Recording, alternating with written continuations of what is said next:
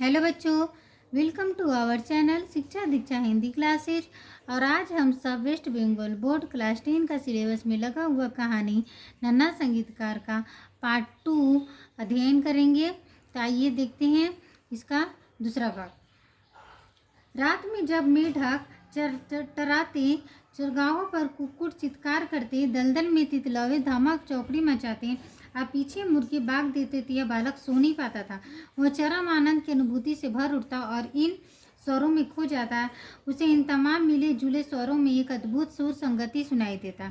गनीमत थी कि माँ उसे गिरजाघर नहीं ले जाती, क्योंकि वहाँ जब वाद्य यंत्रों और घंटियों की झंकार गूंजती तो बालक की आंखें धुंधली और नम हो उठती और उनमें एक ऐसी चमक दमकने लगती मानो वे किसी दूसरी ही दुनिया की रोशनी से प्रदीप्त हो उठी हो। रात के वक्त गांव में पहरा देने वाला चौकीदार कभी कभार यूं ही खुद को जगाए रखने के लिए तारे गिनने लगता या बेहद धीमे धीमे किसी कुत्ते से गपियाने लगता। ऐसे वक्त कई बार उसने शराब खाने की धुंधली रोशनी में छोटे सफ़ेद झबले में जिनको के यहाँ वहाँ दौड़ते देखा था। हालांकि वह बालक कभी शराब खाने के भीतर नहीं जाता था। वह दीवार से सट कर बैठ जाता और भीतर का संगीत सुनने की कोशिश करता। भीतर जब कई युगल संगीत की मधुर धुन पर थिरकते और झूमते तो पैरों की थाप पर बालाओं की मस्ती भरे स्वर सुनाई देते। हौले हौले वायलिन बजता रहता, पियानो का तेज स्वर गूंजता रहता, खिड़कियां रोशनी से नहा उठती, डांस फ्लोर का काट चरमराने गाने और झूमने लगता है। जिनको तल्लीन होकर यह सब सुनता, ऐसी मधुर धुन वाले वायलिन को पाने के लिए वह कुछ भी करने को तैयार था। मगर अफसोस, उसके नसीब में यह सब कहाँ वह इसे पा सकता था। काश वे उसे एक बार वायलिन हाथ में लेने भर देते तो वह धन्य उठता, पर नहीं, उसकी किस्मत में तो बस सुनना लिखा था। वह देर तक बुत बना सुनता रहता, जब तक दूर से अंधेरे को चीरती चौकीदार की आवाज़ न आ जाती। चलो अब जाओ, सोने का वक्त हो गया है। तब वह नन्हा सा बालक नंगे पांव रात के अंधेरे में भागते हुए कुटिया की ओर जाता, पर वायलिन के स्वर देर तक उसका पीछा नहीं छोड़ते। जब फसल कटने या शादी ब्याह के मौक़ों पर बाजे व सारंगी बजती तो उसे खूब आनंद आ जाता। ऐसे वक्त तो सिगड़ी के पीछे दुबक कर बैठ जाता और कई कई दिनों तक एक लफ्ज तक नहीं बोलता। दमकती आंखें सामने की ओर यूं ही टिकी रहती जैसे रात के वक्त बिल्ली की आंखें दिखती हो। आखिरकार उसने काट के फलक से अपने लिए एक सारंगी बना ही डाली। घोड़े के बाल का तार के रूप में इस्तेमाल किया, पर उसके स्वर में खाने में बजने वाले वायलिन जैसे मधुर नहीं थे। तारों से बेहद महीन स्वर निकलता, मानो मक्खियाँ कीड़े मकोड़े भिन भिन कर रहे हों। फिर भी सुबह से देर तक वह उसे बजाता रहता। हालांकि उसे अपनी इस लत के लिए बहुत मार खानी पड़ती, पर यह सब छोड़ना उसके बस में नहीं था। यह उसकी फितरत में था। बालक दिनों दिन कमजोर और दुर्बल होता जा रहा था और बालों का गुच्छा पहले से घना, आंखें हर वक्त चौकन्नी और आंसुओं से भरी रहती, छाती और गाल धंसते जा रहे थे। वह कभी भी आम बच्चों की तरह तंदुरुस्त नहीं हो पाया। उसकी वही हाल था जो उस बेचारी गरीब सारंगी का था, जो मुश्किल से बच पाती थी।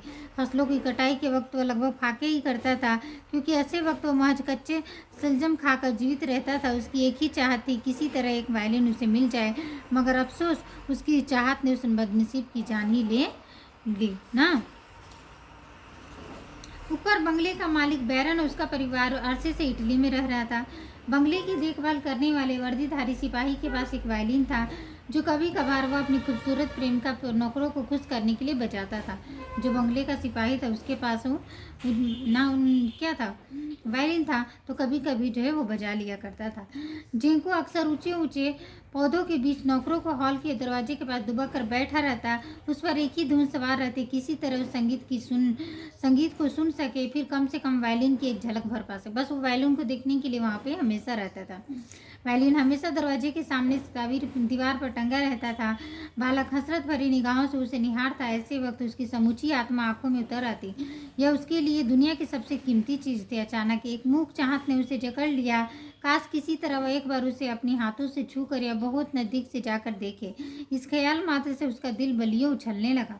एक शाम उसने देखा कि नौकरों के कमरे में कोई नहीं था। पूरा परिवार यूं ही इटली में रह रहा था। घर खाली था। वर्दीधारी सिपाही भी अपनी प्रेमिका के साथ कहीं घूमने निकल गया था।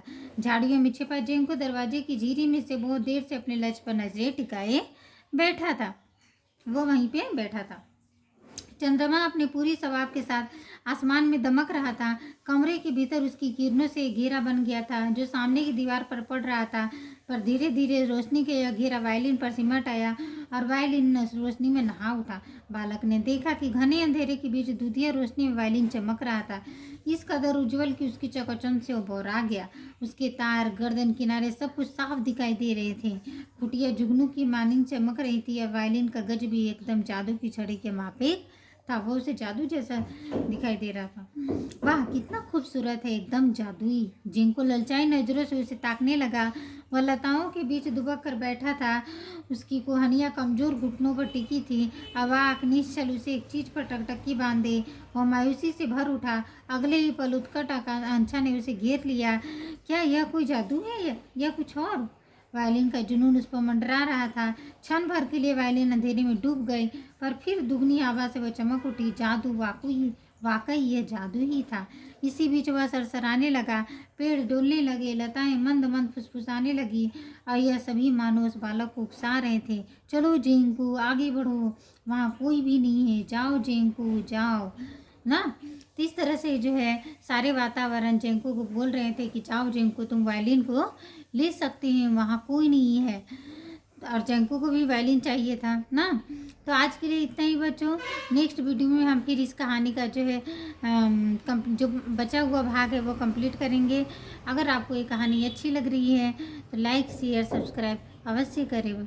थैंक यू बच्चों।